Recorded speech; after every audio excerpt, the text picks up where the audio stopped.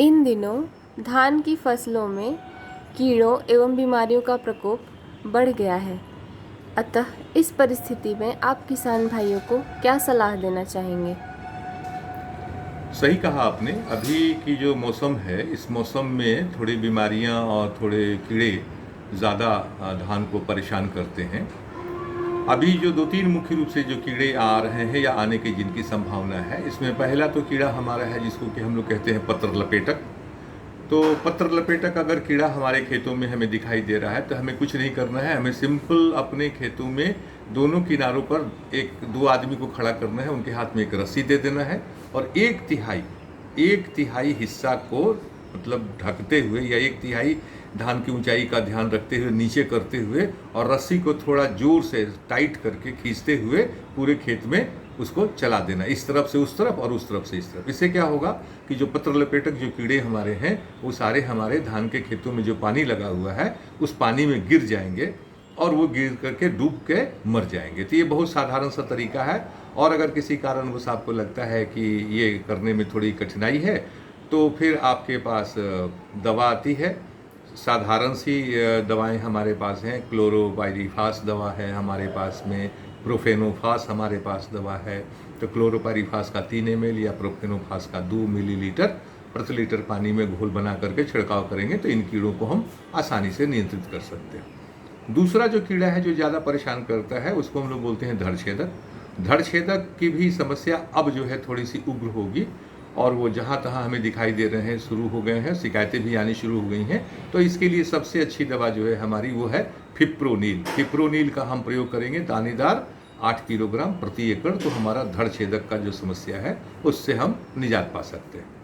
अब रही बात के इसके अलावे ये जो हमारा जो अब अगस्त समापन की तरफ बढ़ रहा है धीरे धीरे और आने वाला सितंबर जो है, इसमें एक कीड़ा जो है उसका काफ़ी उग्रता के साथ प्रकोप होता है और वो काफ़ी ज़्यादा नुकसान पहुंचाता है।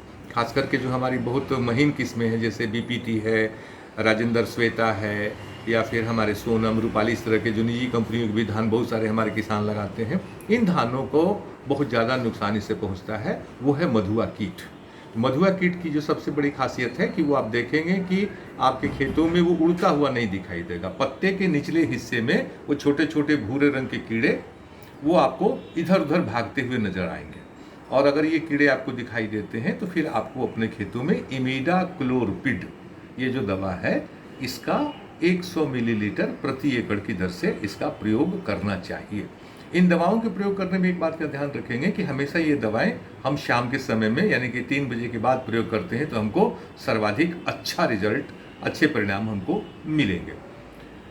ये एक तरह का इसका एक दूसरा भी प्रजाति होता है जिसको कि हम लोग हरा मधुआ कहते हैं। इसके अलावा कुछ लंबे लंबे जो उड़ने वाले फतिंगे टाइप के टिड्डे हमको छोटे छोटे दिखाई देते हैं, जो धान के टिड्डे होते हैं, तो वो भी हमको धान को काफ़ी परेशान करते हैं। और धान के पत्तों में देखेंगे कि 3-3 को खिड़की की नुमा छेद कर देते हैं कई लोग, तो ये भी आते हैं। तो इनका भी समन जो है, इनका भी निराकरण हमारा ये जो इमिडाक्लोपिड जो मैंने दवा बताई, इससे उनका भी नियंत्रण हम आसानी से कर सकते हैं। एक बात और है कि हमारे जो सुगंधित धान हैं, सुगंधित धानों में खास करके जो सेंटेड राइस जो भी हम लगाते हैं वो बड़ी संवेदनशील होती हैं। और अभी के समय में इस तरह के मौसम में उनमें पत्तियों पर चित्ती रोग आता है।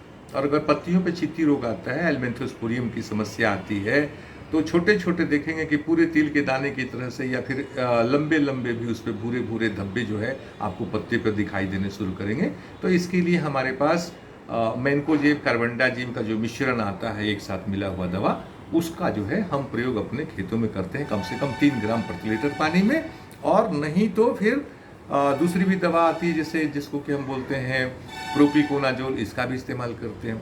एक और समस्या हमारी आती है जिसको हम लोग बोलते हैं गलका रोग। गलका रोग भी काफ़ी उग्र रोग है जो कि हमारे धान के क्षेत्रों में पहले की तुलना में ज़्यादा आने लगा है।